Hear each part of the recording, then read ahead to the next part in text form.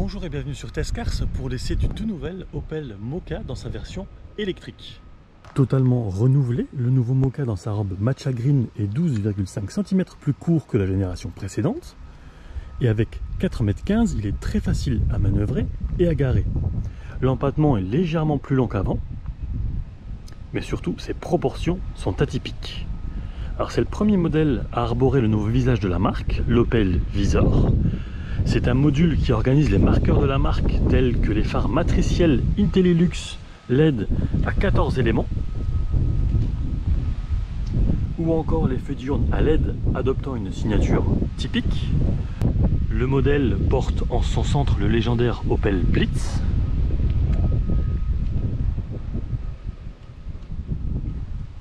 Pour en revenir au feu avant, sachez que les différents éléments LED peuvent s'éteindre ou baisser d'intensité en quelques millisecondes pour découper, entre guillemets, les véhicules venant en sens inverse ou les véhicules circulant devant nous. Le tout permettant de très bien voir sans pour autant éblouir. J'avais déjà vu ça sur la nouvelle Corsa que j'avais essayé en Croatie et c'était assez bluffant. On poursuit avec des jantes que je trouve très jolies, 18 pouces, des rétroviseurs rabattables électriquement, un vitrage à l'arrière surteinté,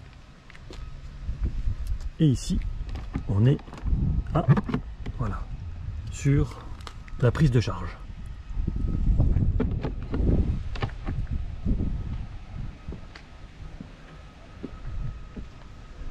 Avec le nom du modèle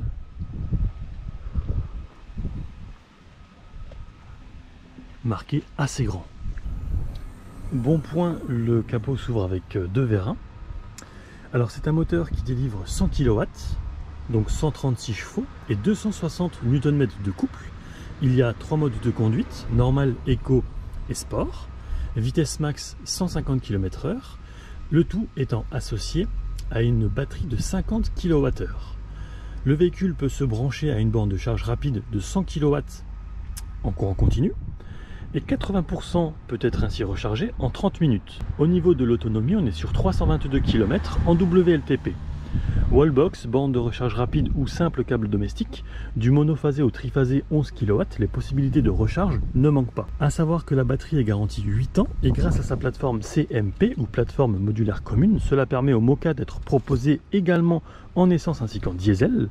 Si cette version électrifiée en finition Ultimate est affiché à 40 654 €, il démarre à 21 855 en essence, 23 790 en diesel et 35 000 en électrique.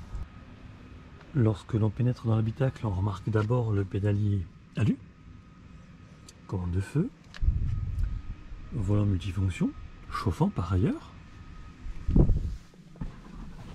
et puis, une fois à son bord,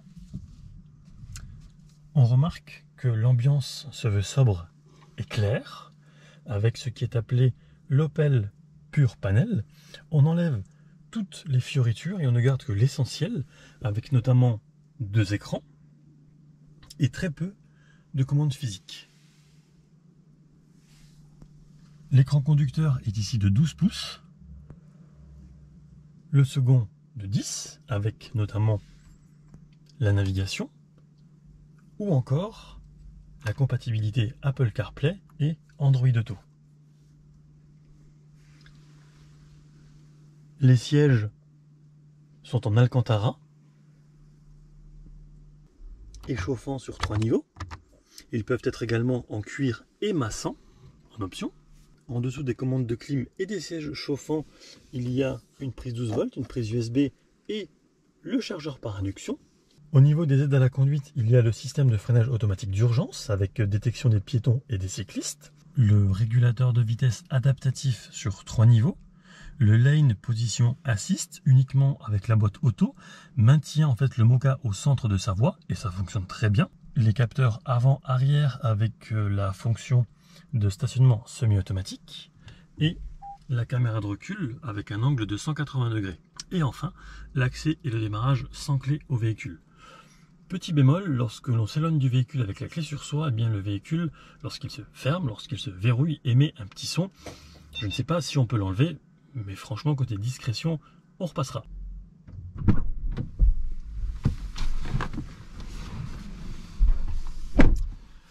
Enfin, mieux vaudra être court sur pattes à l'arrière, viser sinon le Crossland X ou, plus grand encore, le Groenland X. Le coffre est assez profond. Quant au volume de chargement, il est de 350 litres et encore plus évidemment lorsque la banquette arrière est rabattue. Au volant, ce que j'ai le plus apprécié, c'est l'absence de vibration. Le confort général, sauf peut-être sur chaussée déformée. Les suspensions font que le ressenti est peut-être un peu trop sec. Le rayon de braquage, le son et l'équipement multimédia font aussi partie des points positifs. En ville ou dans un environnement non autoroutier, le Moka est dans son élément et cela se remarque tant au niveau du moteur que de l'autonomie. Je n'aurais vraiment pas dit non à quelques dizaines de cannes à son supplémentaires. Idem pour la puissance de la batterie. Si Opel dit avoir gagné 120 kg par rapport à la génération précédente, il fallait peut-être encore faire un peu mieux, car à rythme soutenu, on sent que le train avant, il est vite dépassé. Même si je rappelle que c'est absolument pas fait pour aller sur circuit, qu'on se comprenne bien. À l'intérieur, le sélecteur de vitesse électrique est moderne, contribue à l'ambiance détox entre guillemets de la conduite, mais je trouve dommage qu'il soit nécessaire d'appuyer justement sur la commande B pour optimiser la recharge. J'aurais préféré une impulsion supplémentaire sur la commande de boîte, ça aurait été beaucoup plus intuitif. J'ai aussi remarqué lors de mon essai que le détecteur d'angle mort côté passager avait fonctionné à plusieurs reprises, alors que j'étais sur voie rapide, à droite, et qu'il n'y avait absolument personne ou obstacle. Étrange. Pour cet essai, je tiens à remercier Opel Belux ainsi qu'Autopolis pour la mise à disposition du véhicule. J'espère que ce dernier vous aura plu et quant à moi, je vous dis à très vite pour de prochaines aventures automobiles. Ciao!